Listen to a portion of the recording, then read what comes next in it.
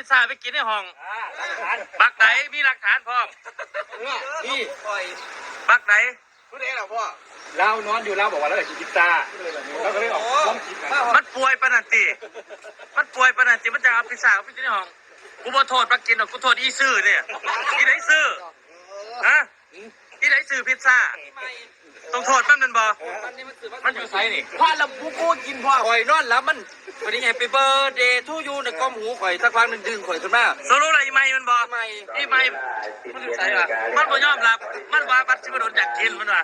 ไปเคลียร์มันเลยรับแล้ว เดี๋ยวเคลียร์มันเลยไม่ยอมผมก็ไม่ยอมนะบ้านผมมดขึ้นเยอะเลยตอนนี้แม่บ้านโทรมาบอกว่ามดเยอะมากเลยไม่เอาออกจากห้องไม่ได้ออกอีกมกอยู่หัวบอลมันเย็นอยู่มันคืออันนั้นมากพอไปยังเราเกี่ยวนามันจะก็นอนด้วยกันแต่ว่าตอนนี้ก็พิซซ่าอยู่ใต้หมอนนะสรุปแล้วที่ไม่แน่กินเดียวไปนั่งไปหาไปมุทุกคนไปกินที่ไหนไปลูกกันเลยมาครับไปฝ่าผู้รุษนะครับมาผมมาก่อนนะครับแต่ว่าใส่เวลาเตรียมภาษีแล้วนะครับเดี๋ยวมาจะทำการจะมาขายตัวแล้วนะครับเห็นมาแล้วมาตอนนี้นะครับขอเชิญนะครับอาบน้ำอาบท่าเต็มตัวมาประมาณเดี๋ยวก่อนจับมันไว้จับมันไว้จัดการทำไมก่อนเข้าเดืองไปซอยมาหนีเลยมาหนีรับจุ๊บจะมาเคลียร์มันนั่นเคลียร์เลยรู้บริสุทธิ์ใจ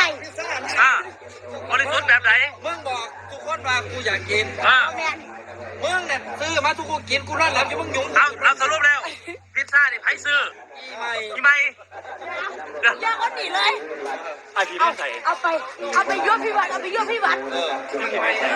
ต้นเรื่องคือใครซื้อมาเจ้าก็เสียให้ใครพี่ได้นะพ่อนะเดี๋ยวเขาหลายคนได้ไหมมึงต้องย่อมดิไม่ย่อมเขาใหญ่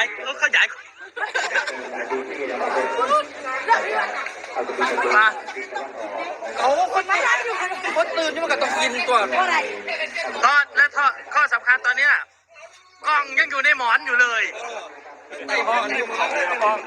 กล้องอยู่ในห้องแดกแล้วก็พาปากันเก็บไปซิมซื้อพอไปซิมเพียงเดียวเนี่ยปากใสอีกนี่อย่างอ่ะนิสัยเนาะนี่พูดซื้อน้ำอันชาเขียวไปกินในห้องอีกนะอันเมียนบ้านอยู่หันละชาเขียวเฮียเสมอนเต็มเลยไข่มุกเฮียเต็มอยู่ว่าเก็บแบบไหนวะกำมดแดงเดี๋ยวมึงต้องมีคดีอยู่อันนี้ยังอีกมึงสื่อมาขันมึงมาสื่อเขาบริษัทแตกดอกที่หลังมาไปกินเขากินเองเด้อไปสื่อกินเองสื่อไปกินของเขาแล้วหลายๆเลยจ้ะอันนี้ระบายกันสิไปดิเตรียมมวลรักลูกทุ่งถ้าใครไม่มีชุดห้ามไปว่าไหนก่อนปันมากๆเดี๋ยวจะแจ้งอีกทีโอ้ยมวลรักลูกทุ่งทองเปล่าแต่ว่าไหนนี่หายอยู่หนามันเก่าทองเปล่าเลยนะแต่ว่ามีอะไรนี่เดี๋ยว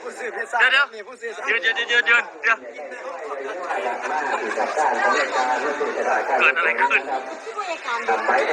สร้างห้องไม่ได้จังแล้วทางมามันคือห้องเดียวเอาไปให้ม้าเยี่ยวใส่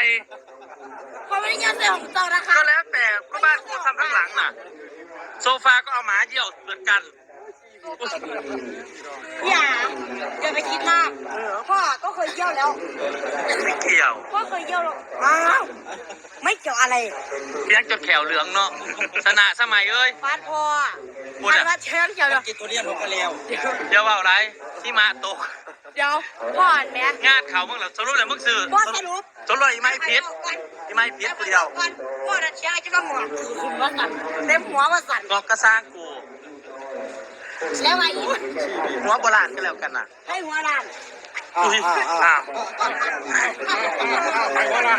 ล้านแล้ว